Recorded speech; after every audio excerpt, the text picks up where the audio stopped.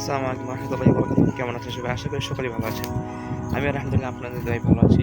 তো আজকে আমরা আমাদের গ্রামের বাড়িতে আসছি। তো আমাদের গ্রামের বাড়ির কিছু সুন্দর দৃশ্য আপনাদেরকে দেখাবো। তো চলুন একটু দৃশ্যগুলি দেখা যাক।